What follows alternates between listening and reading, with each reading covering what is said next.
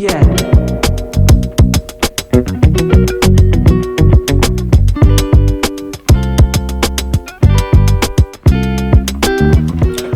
Hello and welcome back to the channel. This video is going to be a question and answer session. It's going to be a response to all of your questions that you've left in the comment section, because I've noticed that a lot of you still have questions. You still have a lot of worries, and the worries are almost the same. So rather than answer everyone individually, I would rather make a video so that you can always go back to the video and watch, and maybe you would understand better, because the questions are almost similar.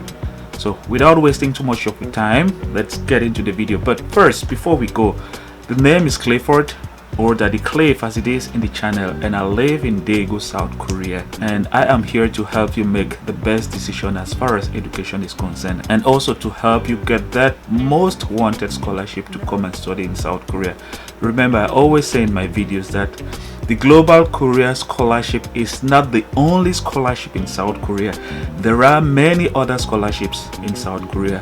So why not subscribe to the channel so that whenever I upload videos about other scholarships in South Korea, you will have the alert. So make sure you turn on the notification bell, and if you feel like you're having value in the course of the video, please make sure you like the video so that the algorithm will send it to more people. So without wasting too much of your time, let's look at some of the questions.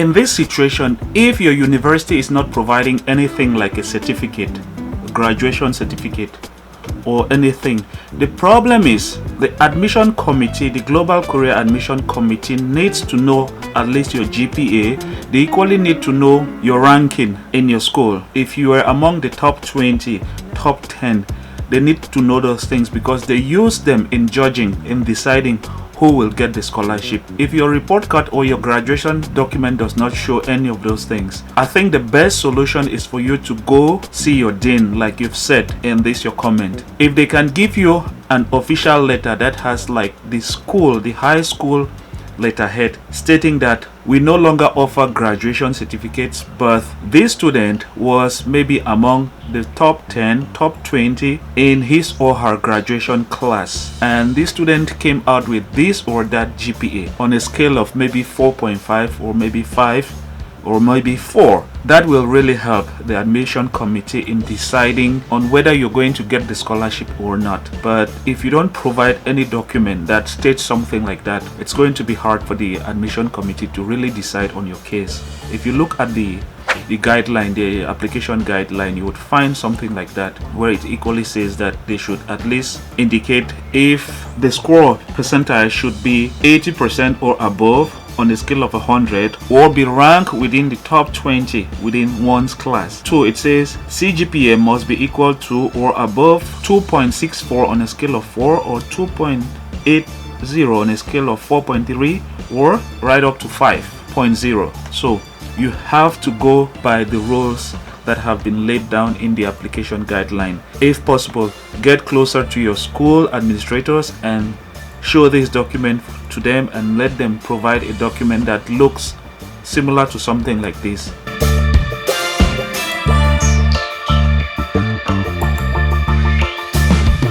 I think in this question the person is making reference to personal statement, where it says instruction, please type in Korean or English. The essay must be single spaced within 2 pages with the font Times New Roman. This is Microsoft Word. I don't know the type of application that you're using, but on Microsoft Word, if you go to Home up here, you would find an option here. Well, I don't know if you can see the mouse. If you place your mouse on it, you would see line and paragraph spacing.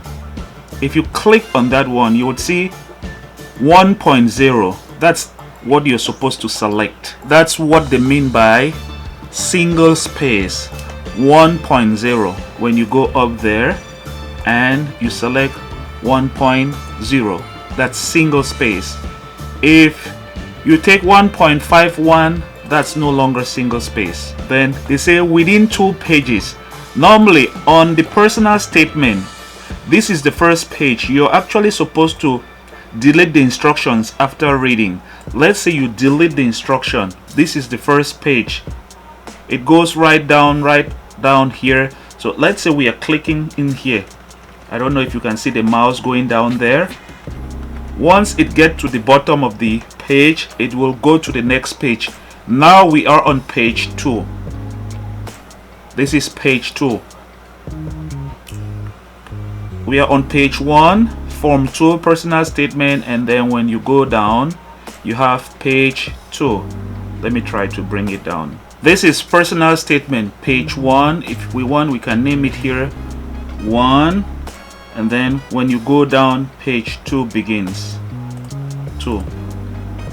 It should not be more than 2 pages. That's what they're trying to say. It's not difficult. Don't look at it as something that is very abstract. On Microsoft Word, there is a line spacing, like the first line begins here, and then the gap, it's just the gap between every line. Also, there are things like Times New Romans and 11-point size. Here you can select Times New Roman. It's just the type of fonts that you're using. And then they say 11 size. You can select the size here. This will make it to be either bigger or smaller. So if I go to, let's say 20, you see the characters have gone bigger.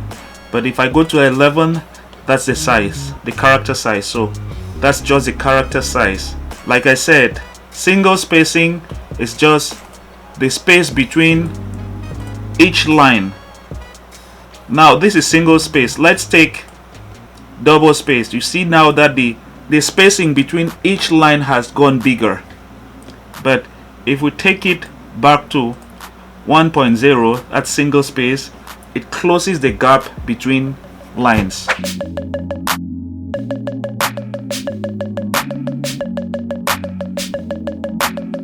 I know I made a video where I gave 9 reasons as to why people fail the Global Courier Scholarship, and that video has gotten a lot of views. If you've not yet watched it, I think you should probably watch it so that you would not make any mistake that might cause you to lose the scholarship. As I said, topic is important. Yes, and I still stand by that statement, that topic, which is test of Korean language proficiency, is important. But somebody is asking if topic or maybe even another English test score is important. Yes, they are important, but they might not be important in a situation where, let's say, people want to study software engineering, let's say software engineering at Ajo University, which is my alma mater for my master's program, and you have maybe 30 students applying for that particular program, and all of the 30 students, nobody is having any of the test scores. That will mean nobody will be benefiting from the extra 10-point advantage because of topic, because the guideline says anyone who has at least topic level 3 has a 10-point advantage. But if out of the 30 students no one has topic, it means you are all the same.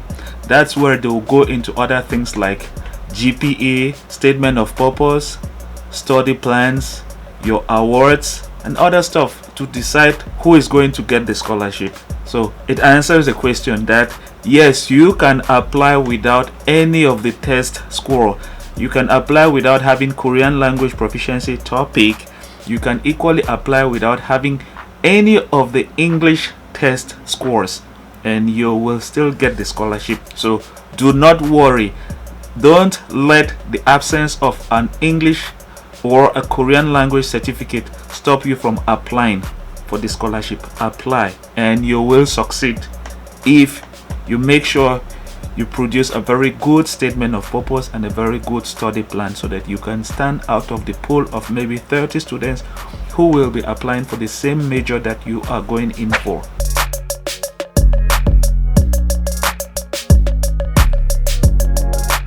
For this question, I am still going to stand by the application guideline.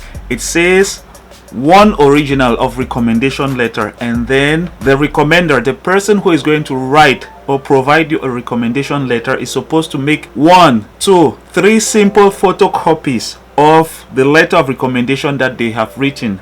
But if you have called the embassy in Bangladesh and they said you should do 1 original and 2 photocopies, I will recommend that you do 1 original and 3 photocopies.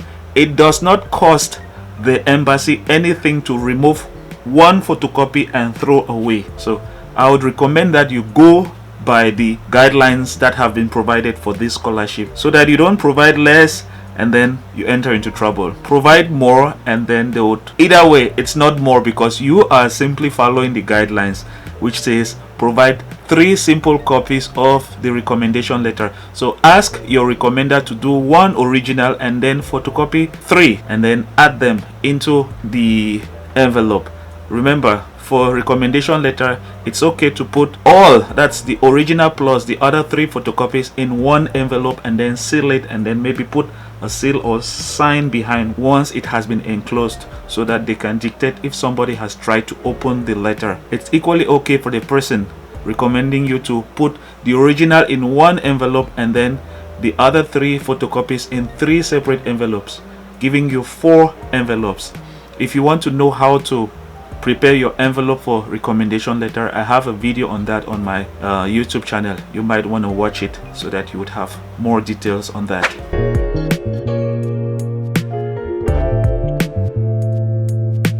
In a situation where you're trying to write maybe your study plan and you need to break down a course into semesters and you have a problem, maybe you have decided to follow the embassy track and your first major, which is your first priority, has courses that are different from your second and third major, and you're thinking that if you don't write your statement of purpose and your study plan in a way that will reflect your majors, you might fail. That's instead the reason as to why people fail. The thing is, statement of purpose and study plans are just to show person examining your documents know you better, because remember, your grades, awards, and any other document is just there to give a quantity of you. They don't say anything qualitatively about you. So when you write and you write well, they know that this person is a good writer. When you write and you tell your story well, they know that this person is a good storyteller, and that gives a good impression about you, depending on the way, based on the way that you have developed your story. Based on the way you write, they can at least tell if this person knows what he or she is doing, if this person knows where they are going to. They know their beginning and they know their destination. If you cannot write well, it doesn't say anything much about you. Focus just on 1 major, which is your first priority. What I would advise is that you should focus on your first major. Write your statement of purpose to focus more on your first priority. Let your study plan focus more on your first priority. If you try to mix your first priority or your first choice with your second and third choice, it is going to cause a lot of confusion. They might feel as if this student does not know what they want, what they are trying to study. Write well about your first priority. It will give you the scholarship. It does not matter if you do not say anything about your second and third choice. It doesn't really matter. They just want to know how well you can write, how well you can talk about yourself, how well you can talk about your future plans, so that they can at least understand that this person has ambition. This person is really thinking positively about getting a degree, because the real problem is that they don't want to bet into somebody who is going to come here and abandon their studies. They want to make sure that they are selecting the best candidate who will come and then take their studies seriously without abandoning it, and then study to the end. Because remember, the government is investing in you. They don't want to invest into somebody who will disappoint them. Don't try to write a statement of purpose or a study plan that is between your first choice and the third choice. It's going to instead cause a lot of confusion in your writing. Focus on your first choice and write it well.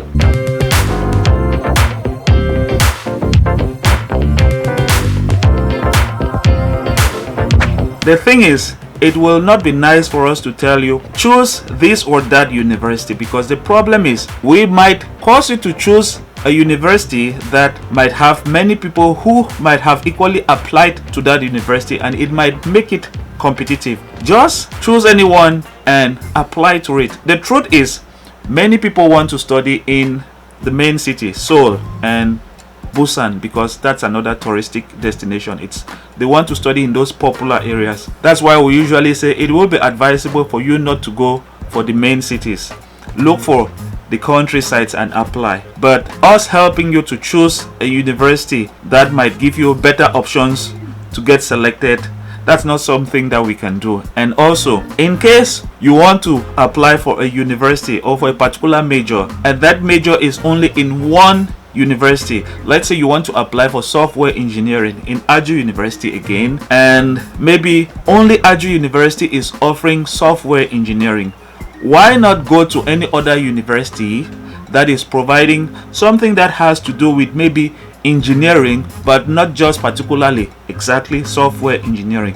Maybe you can decide to study in other universities that have things like, I think Songchonhyang University has Internet of Things, medical IT engineering, information security engineering. Why not go for those other options in other universities? You must not look only for a university that has exactly software engineering. Look for other universities that have something to do with the major that you're applying for. They might not be exactly, but it is still in the same field, the same domain, so as to increase your chances, because embassy track gives you the opportunity to apply to at least 3 different universities. Use all the 3 chances and apply to the 3 universities by looking for other majors in other universities that are a bit similar but not exactly the same to the major that you are interested in studying. But focus more on your first major when writing your statement of purpose. So focus more on software engineering. Maybe you might get it. If you don't get it, you'll get the other ones.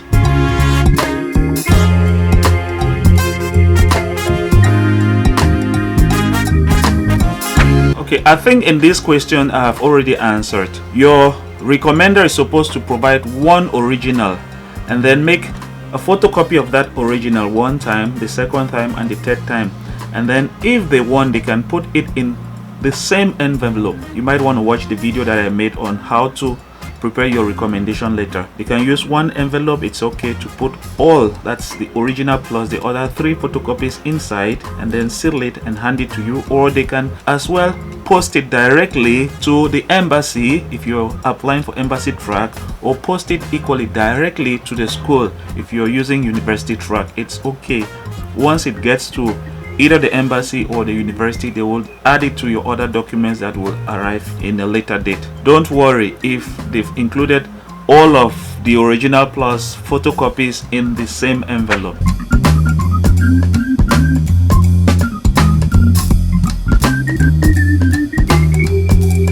In a situation where your high school has decided to merge both your transcript and your graduation certificate, I will advise that you go to your high school principal, or maybe your dean, or whoever, maybe your teacher, if they can write you a letter using the school's letterhead stating that this is their way of doing things, that they now merge transcript and graduation certificate together.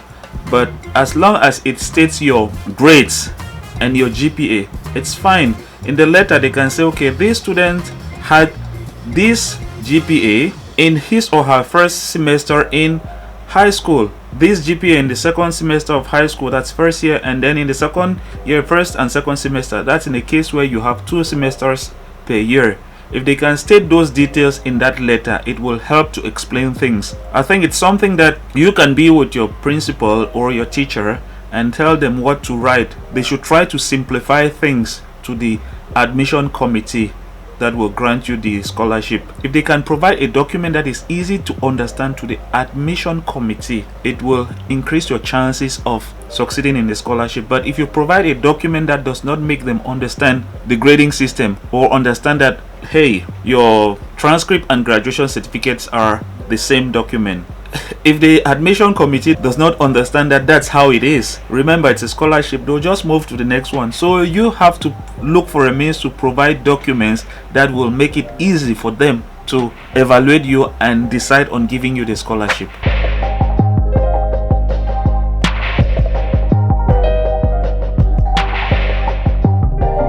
For this question, the admission guide says you can provide an apostille. Normally we know that apostilles come from maybe your foreign ministry or maybe your Ministry of External Relations, which is basically the same thing, or you get a consular certificate from Korean consulate in your home country. One of the two must be done. If your country is not among the Apostille Convention of countries, it's okay.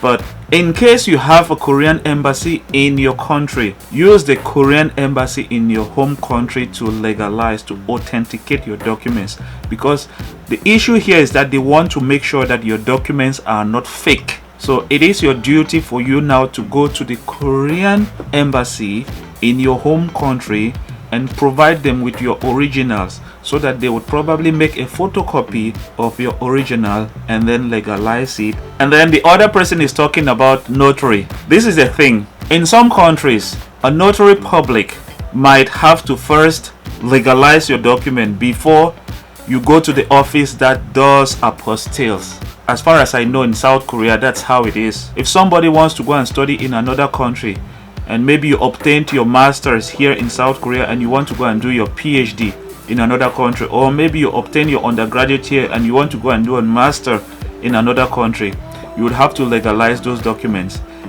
And if the university in the other country is asking for apostille, you would have to go to the Ministry of Foreign Relations. But before going there, you would have to go to a notary public, and then they would have to legalize your document, and then you carry it to the Ministry of Foreign Affairs in South Korea to then get an apostille in that document. I don't know how it works in other countries, but as far as your question is concerned, you do not have to end at a notary's signature. I think you need to carry it to the office that does apostilles for them to apostille it. The application guide does not say apostille your document at the notary. It says you should apostille your document. I know that notary, they first sign on that document and they put their stamp on it, and then you take it to an office that does apostilles, and then they'll apostille it before you can use it to apply for this scholarship.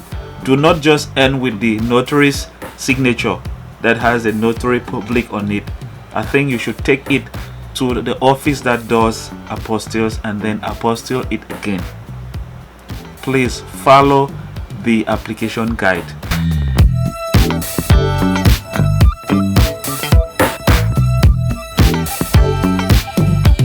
Now, the difference between UIC and regional is that if you go by the application guideline, UIC has mostly science-oriented programs. And then when you go now to the regionals have both science-oriented and the social science, the arts, and the other majors.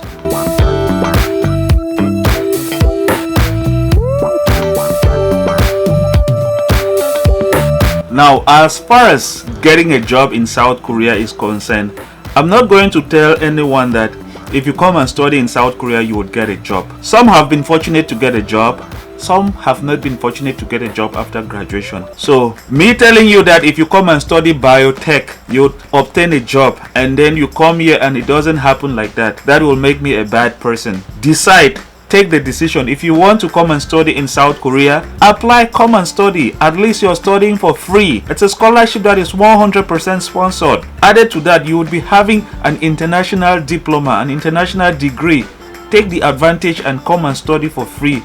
Educate yourself. And if you cannot get a job in South Korea, you can at least go and apply the knowledge. Why not open a startup back in your home country? Nobody is going to say that they will guarantee you a job after graduation in South Korea. There are a lot of things that get into getting a job in South Korea. Like maybe some companies might want you to know Korean language very well. Other things. So nobody is going to tell you that come and study biotech and you will get a job after graduation. Please. These types of questions, I don't think anyone will tell you come and study, and then if you come and do it like that and it doesn't happen that way, how is the feeling going to be like? that brings me to the end of the questions, because I don't want to make this video very long.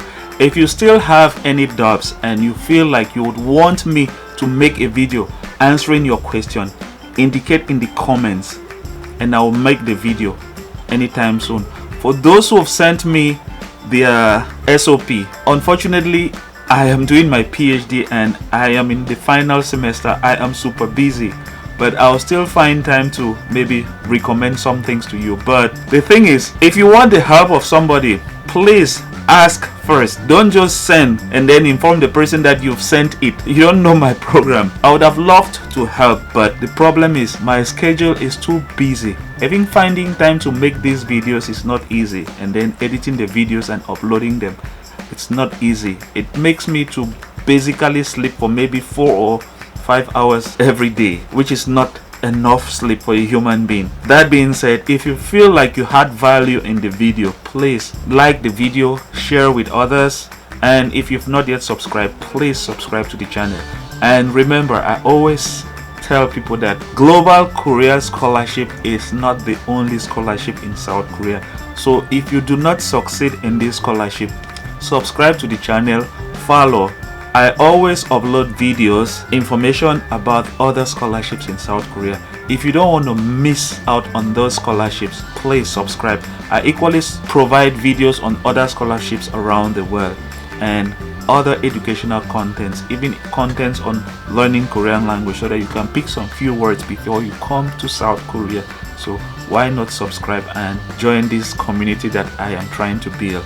I'll see you in the next video. Until then, take care, take your time, prepare your envelopes for the Global Korea Scholarship and apply, and I wish you success in your application. Ciao.